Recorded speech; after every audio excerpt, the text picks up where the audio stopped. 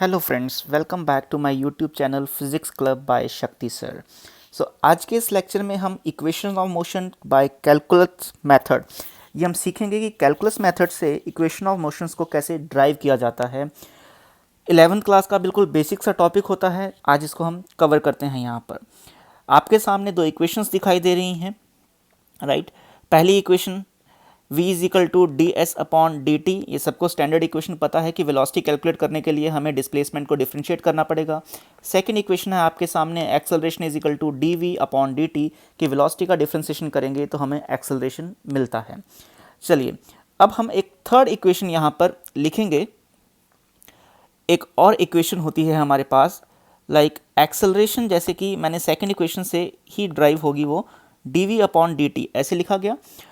इसको फर्दर हम ऐसे लिख सकते हैं D we upon D S, S है displacement, multiply D S upon D T.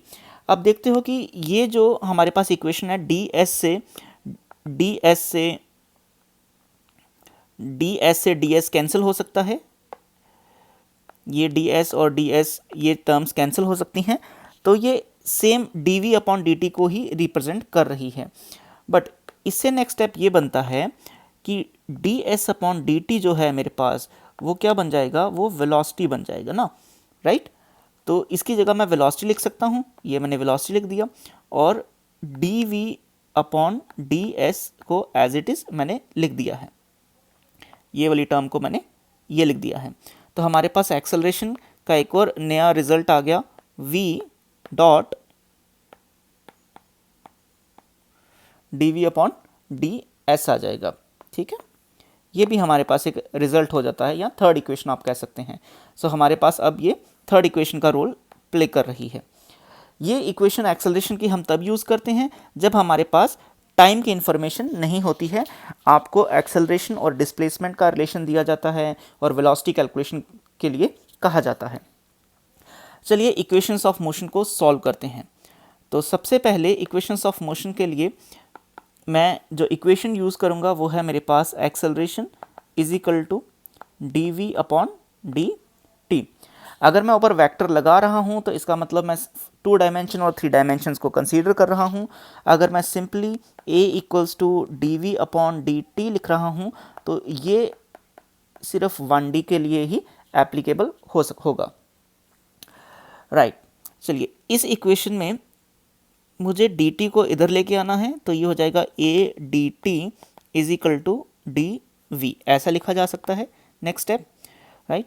अब इससे नेक्स्ट स्टेप हम देख सकते हैं apply integration to both side, apply integration to both side, दोनों तरफ इंटीग्रेशन को अप्लाई कर देना है। इस तरह से integration of a d t is equal to integration of d we.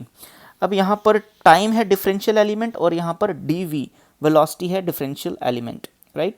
तो यहाँ पर टी इनिशियल जिसको आप t1 लिख सकते हैं, से टी फाइनल जिसको आप t2 लिख सकते हो, या सिंपल t इक्वल्स टू 0 से t इक्वल्स टू t तक आप रख सकते हो। यहाँ से इनिशियल वेलोसिटी u और फाइनल वेलोसिटी v हो जाएगी। u रिप्रेजेंट करेगी initial velocity of the body और v रिप्रेजेंट करेगा final velocity of the body, right. t equals to 0 ये है इनिशियल टाइम है, और t इक्वल्स टू t है फाइनल टाइम, ओके। चलो जब हम इसको इंटीग्रेट करेंगे तो हमारे पास आ जाएगा एक्सेलरेशन, ये जो है ये कांस्टेंट है, इंटीग्रेशन से बाहर आ जाएगा। इस तरह से dt लिखा जाएगा 0 से लेके t is equal to dv का इंटीग्रल होगा v, और लोअर लिमिट और अपर लिमिट ये मैंने आपको इंटीग्रेशन में सिखाया हुआ है, कैसे इनको लोअर लिमिट और अपर लिमिट को अप्लाई करते हैं। dt का इंटीग्रल हो गया t, यहाँ पर लोअर लिमिट अपर लिमिट लिखा जाएगा। पहले अपर लिमिट पुट करते हैं, तो मैंने पुट कर दिया माइनस, फिर लोअर लिमिट पुट किया जाता है ऐसे, तो ये भी आ जाएगा upper limit minus lower limit equals to v minus u, okay, ये हो गया a t equals to v minus u, और v का वैल्यू आ गया v is equal to you plus A t. आप इसको ऐसे रख सकते हैं 1 डायमेंशन में, 1D में।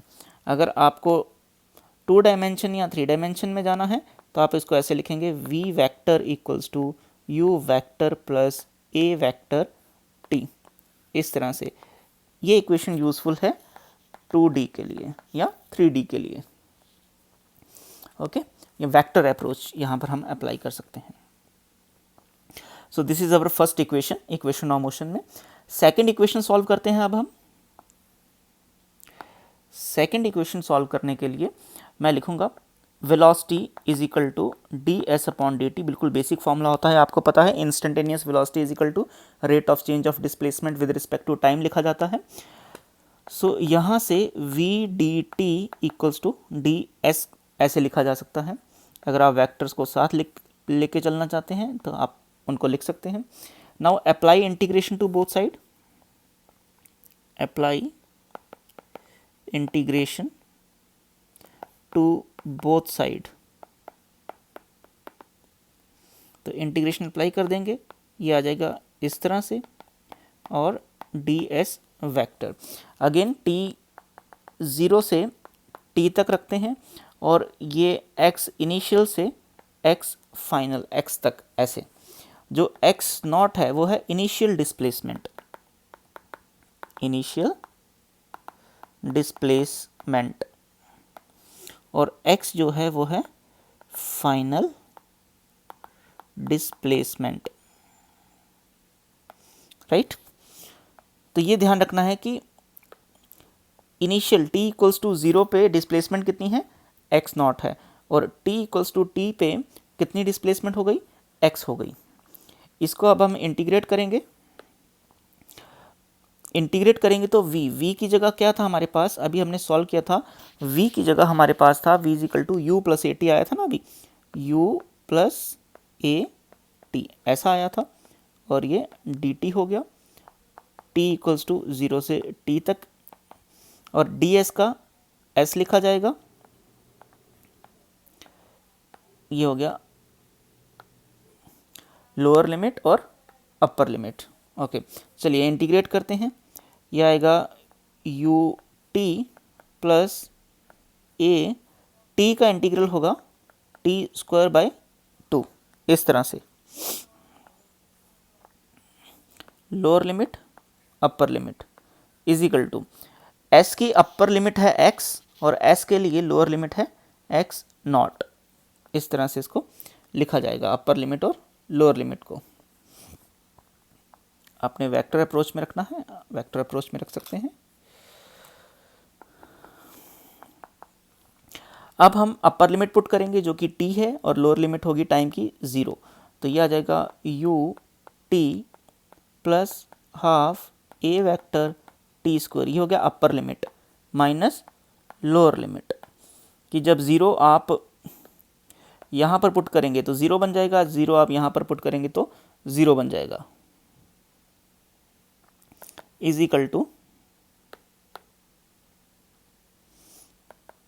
To x minus x not.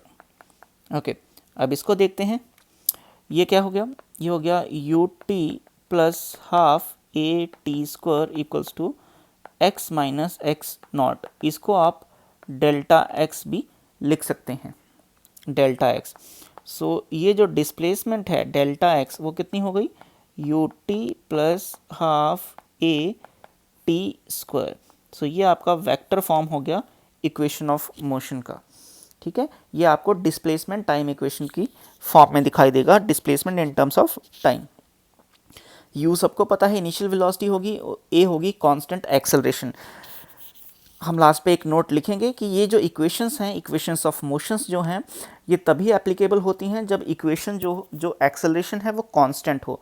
अगर आपकी एक्सेलरेशन वेरिएबल है तो ये इक्वेशंस ऑफ मोशन एप्लीकेबल नहीं होंगी। ये नोट हम लिख लेंगे। थर्ड इक्वेशन ऑफ मोशन अब हम सॉल्व करेंगे। थर्ड इक्वेशन ऑफ मोशन के लिए हमारे पास इक्वेशन है जो अभी हमने लिखी थी, acceleration is equal to v d we upon D S. ये अभी हमने सॉल्व किया था इसको। तो ये हो जाएगा a d s equals to v d v. आप चाहो तो इसको वेक्टर फॉर्म में भी लिख सकते हो। Apply integration to both side, apply integration to both sides. दोनों तरफ जब आप इंटीग्रेशन से अप्लाई कर दोगे तो ये ऐसे आ जाएगा a d s equals to v d we.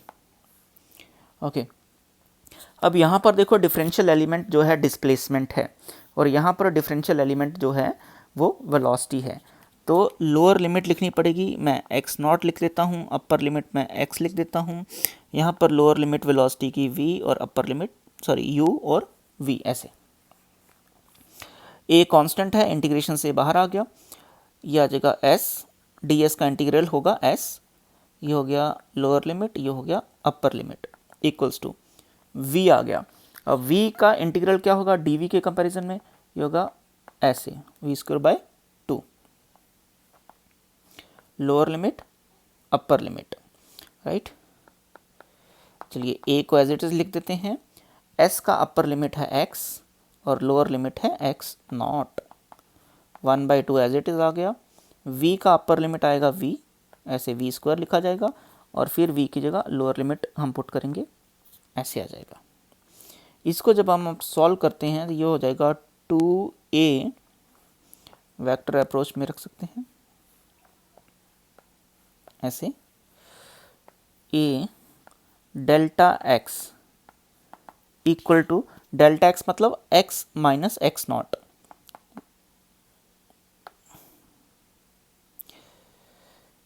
यह आ जाएगा V square minus you square. So ये बड़ा बेसिक सा आपके पास इक्वेशन आ गया, V square minus you square equals to 2a delta x। कुछ बच्चे इसको ऐसे भी याद रखते हैं, V square minus you square equals to 2as। तो याद रहे ये जो s होता है ये डिस्प्लेसमेंट को रिप्रेजेंट करता है, डिस्प्लेसमेंट को रिप्रेजेंट करता है। u जो हो गया वो हो गया आपके पास इनिशियल वेलोसिटी और जो v हो गया आपके पास वो हो गया आपके पास फाइनल वेलोसिटी। a है आपके पास constant acceleration. Okay, so note ये लिखना है कि दीज इक्वेशंस जो कि कलेक्टिवली अगर हम लिखें इक्वेशंस ऑफ मोशन, तो v equals to you plus A T. दूसरी इक्वेशन जो आई s equals to U T plus half A T square, और थर्ड आई V square minus you square equals to 2as। ये जो तीन इक्वेशंस हैं जिनको इक्वेशंस ऑफ मोशन कहा जाता है, these equations are applicable, these equations are applicable only when the acceleration of the body is constant,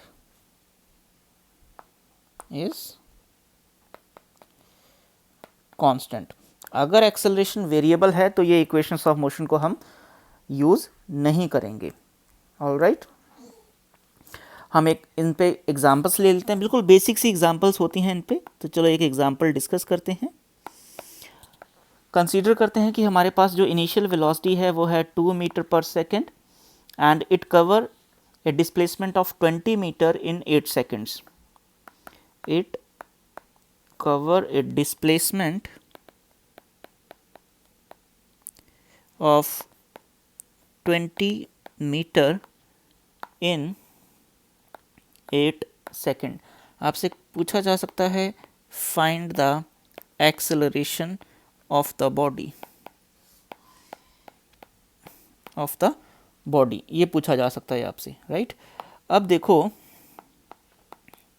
कि आपको क्या क्या गिवन है, आपको u गिवन है, राइट, आपको टाइम गिवन है, आपको डिस्प्लेसमेंट गिवन है। तो ऐसी कौन सी इक्वेशन होगी अगर मैं लिखूं तो जहां पर डिस्प्लेसमेंट भी हो और टाइम भी हो तो s equals to U T plus half A T square. देखो यहाँ पर आपको टाइम भी गिवन है, u भी गिवन है, s भी गिवन है, एक ही वेरिएबल बचा एक्सेलरेशन, उसको हम सॉल्व कर लेंगे। तो s हो गया 20, u हो गया 2, t हो गया 8 प्लस हाफ a को एज इट इज़ लिख दो और टी स्क्वायर हो गया 8 का स्क्वायर।